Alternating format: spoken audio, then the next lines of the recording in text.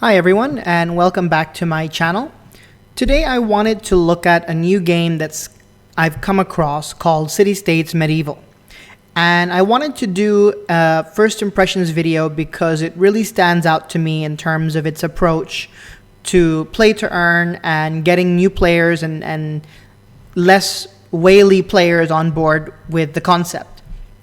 So initially, the game seemed pretty straightforward, a typical mobile base builder, not too different from Clash of Clans or other older mobile games that I'm sure you're very familiar with.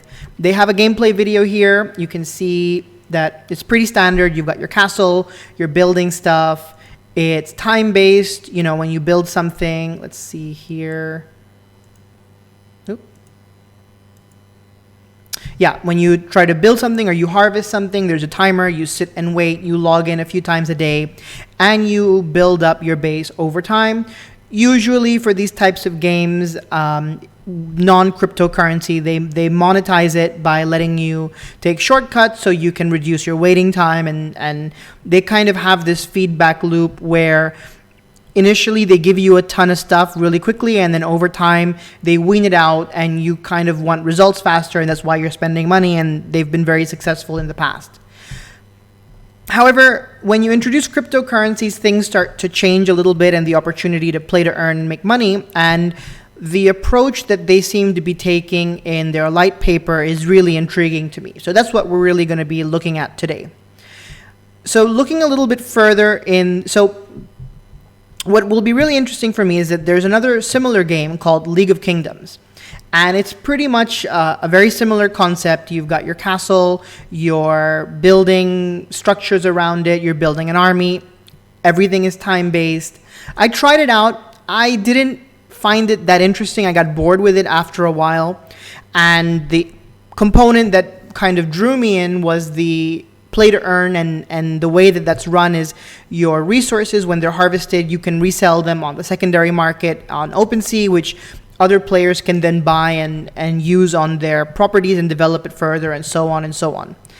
Essentially, the only real way to make money was to sell your resources, and that really required for there to be an interested market. So if the game was not successful and there were not people that needed your resources, there was not really a reason for there to be a market. And I looked at on OpenSea, and the amount of transactions was not really good. Transaction fees were high, and the amount of time it took to just create resources that you wanted to sell, it just didn't seem worth it to me, and I just didn't find the game fun. So what's interesting is the additional layers that City States is adding to make it fun and to make the game engaging, and that is the strategic element. So if we look here, right, they're building the base, it's all the same stuff that we've seen a million times before.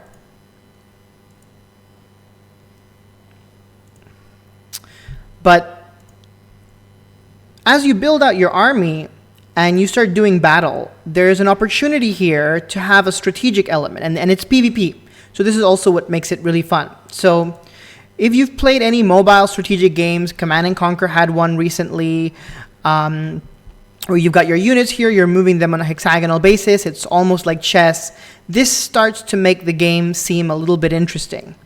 And what I think takes it to the next level, these are obviously very early visuals, is they have talked about the possibility of having heroes. And I think that's what really brings interest into the game, is that the heroes, I believe, will be NFTs. They'll also be tradable. You can give them experience, they have abilities, and they can potentially turn the tide of battle. And that, for me, is really interesting. There's a reason to build up your base and gather resources rather than just making your base bigger. You're doing all of this to finance or feed your army, who you can then take into PvP with these live chess-style battles, which are strategic, they're fun, they're engaging. And I think that this is the part of the feedback loop that will make the game really engaging. Now, the other thing that I think makes this game really exciting is their tokenomics approach. And one of the things that they've highlighted in their light paper is they're very aware of the high barrier to entry in terms of cost for a lot of the NFT games out there. This is something that annoys the bejesus out of me.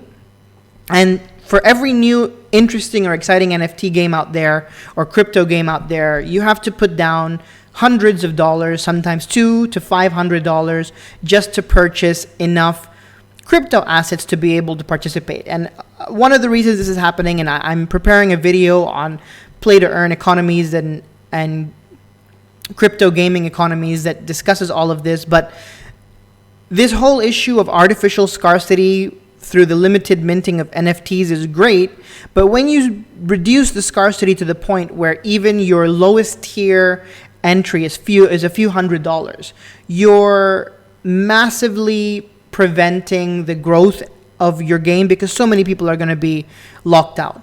If we think about the cost of entry for any regular game, it's going to be around $50, $60, $20 to $30 for an indie game. And that's what people are used to. And I don't think people are going to be very comfortable putting down $200 to $250 to participate in a game to, get your entry requirements. And what's happening is that, fine, for a lot of these games, they're releasing cheaper options later, but the people that got in early, that had the money, are the ones that are going to have an advantage. And this, again, creates a situation where the whales just become richer because they're the ones buying it in bulk and they're the ones that are taking advantage of all of these early sales.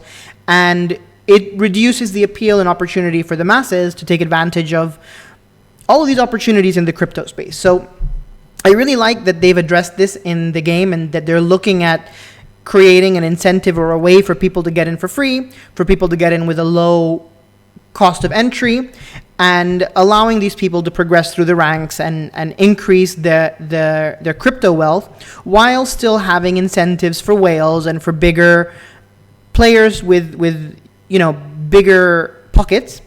And what's really interesting is if you do have a bit more money to spend in the game, you're essentially going to be a market maker.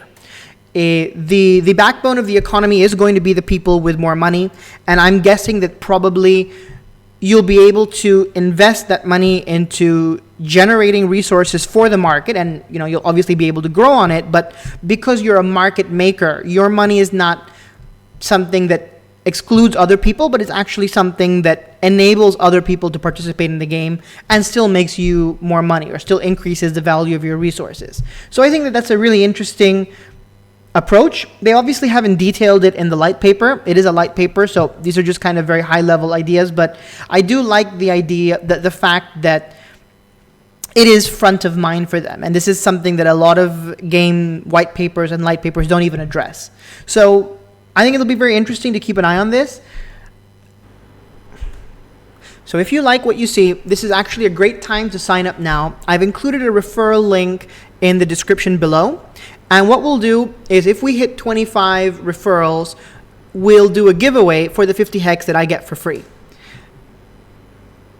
I think it's great that they have this referral program, but I do think it sucks that if you are someone who is referred that you don't get anything. So there's not really an incentive for people to, use these referrals. So I hope that with this giveaway, we can get people signed up, stay up to date, and at least, if you use my link, there's a potential for you to also get something on this. Thanks so much for tuning in. Please like and subscribe, and hopefully we'll have more videos soon. And I guess, as the game progresses, I might do another update in the future. Thanks, and have a great day.